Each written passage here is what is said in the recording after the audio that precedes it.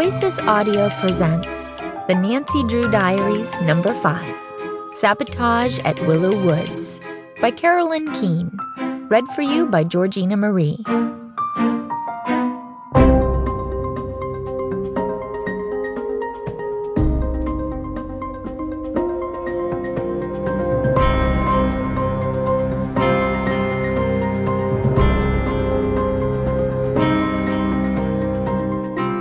Dear Diary, I think George's cousin Carrie Kim has gotten way more than she bargained for with her city council campaign. Bess, George, and I are really worried. She thought her platform of building a new sports field and complex would be a slam dunk, but it turns out some people are really upset. Now that someone is threatening her, I know it's up to me to solve this case, even if that means going undercover at a different high school. I should probably go brush up on my environmental knowledge if I'm ever going to be believable as a member of the Green Club.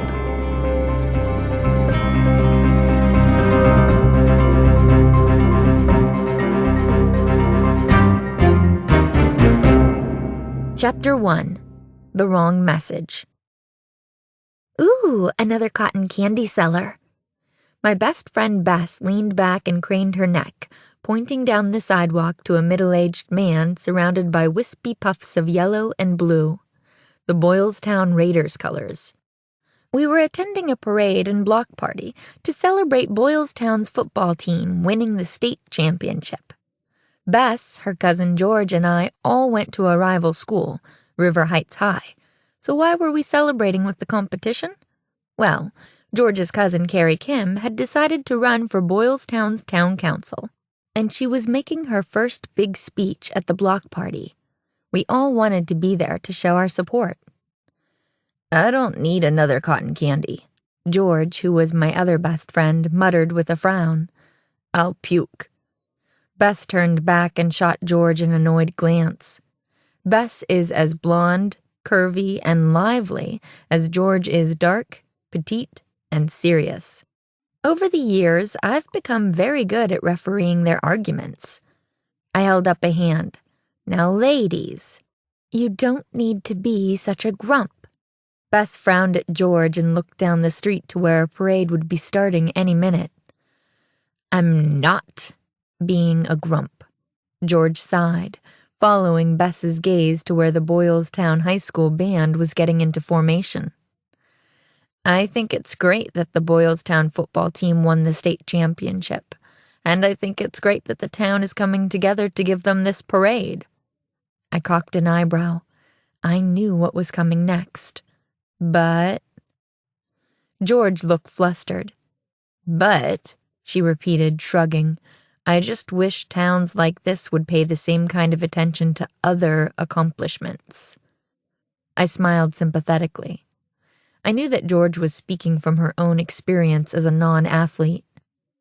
Non-sports-related accomplishments, Bess filled in and then shook her head. I could tell she'd heard this argument before. One of the drummers in the marching band banged her drum, and we all looked over to see the band members begin marching in place. The parade was starting.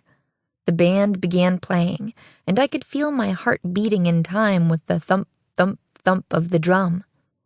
What is it about fight songs?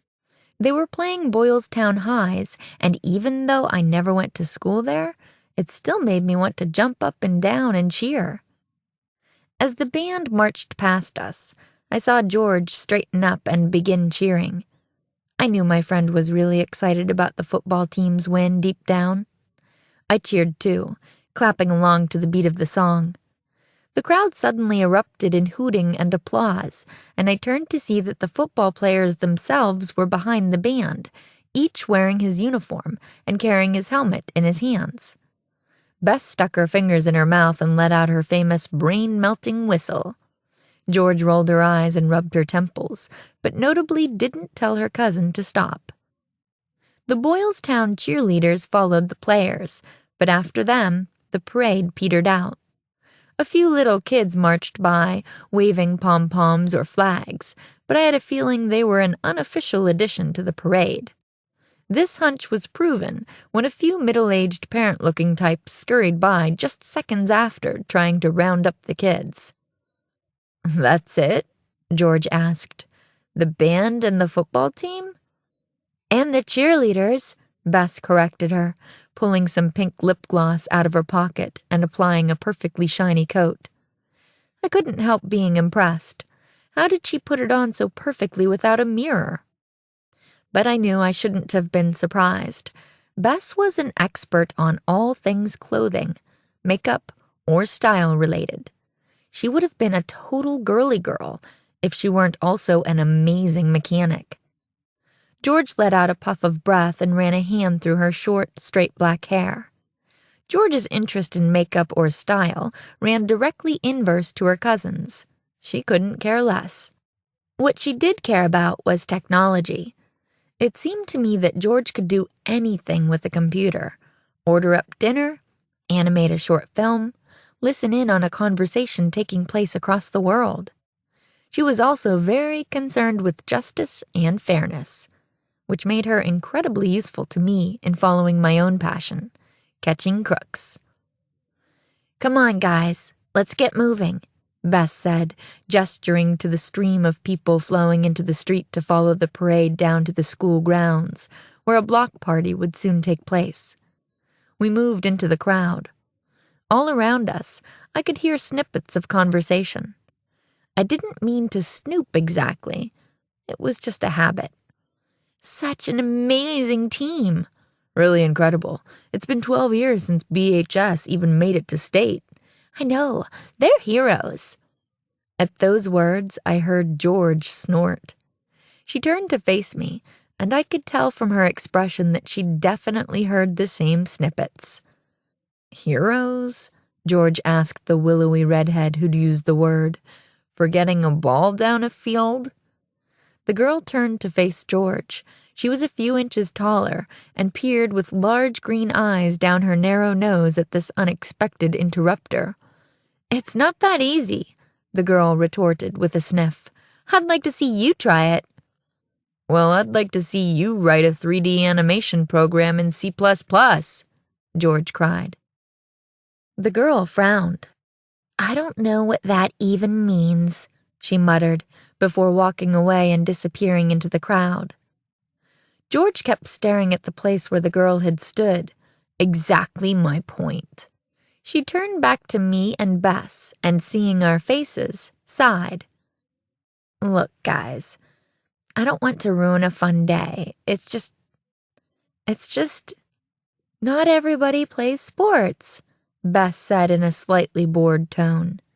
Bess herself was quite the field hockey champ. It hadn't been long since she'd brought home her own state championship trophy. "That's true," said George, "but almost everybody does something exciting that deserves attention. Did you know the Boylestown chess team is ranked among the top chess teams in the country?" That surprised me. "I didn't know that," I said, feeling a little bad that I hadn't. "That's really cool." "It is cool," George agreed, "and it takes hard work, but nobody's giving those kids a parade." I bit my lip and glanced over at Bess. I could tell by her expression that she was thinking about what George had said, but before she could speak, her eyes widened and she stood taller and waved through the crowd. "George, it's Carrie! Hey, Carrie!" I looked over where Bess was waving and saw George's rosy-cheeked, dark-haired cousin moving gracefully through the crowd. She wore a bright blue suit with a red-striped blouse and had a silver eagle pin on her lapel. "Wow," George said, grinning as her cousin approached. "You really look the part." Carrie blushed and grinned back, gesturing to her suit. "Do you like it? Julia, my campaign manager, thinks it's important that I look like someone who loves American democracy," she said, using finger quotes. A few weeks before, Carrie had told George that she was going to run for town council. George had thought it was a great idea. Carrie was one of her favorite cousins, and she was qualified. She had spent the last 3 years working for a local congresswoman, and George knew she'd be a great voice for the people of Boylestown. I always thought I loved American democracy, George said with a sly grin, gesturing down at her jeans and peasant blouse. But I guess, as usual, I'm not dressing the right way.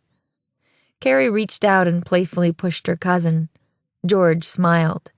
Hey, so are you ready for your big speech? George had told us that Carrie, herself a former tennis champion at BHS, was set to introduce the players at the block party. First, she would make a brief speech about her own experience as an athlete there and her plans for the school, should she be elected. Carrie took a deep breath. I sure hope so. I have a major announcement to make today, one that just might help me win this election. Bess cocked her head with a smile. Do tell. Since Carrie was George's cousin on her mother's side of the family, Bess and Carrie weren't related, but I knew that she was just as impressed by Carrie's politics as George was. All of us knew Carrie pretty well, and growing up, we'd all looked up to her. Carrie shook her head. No spoilers. You three will have to find out the big news with everyone else. George sighed. No fair.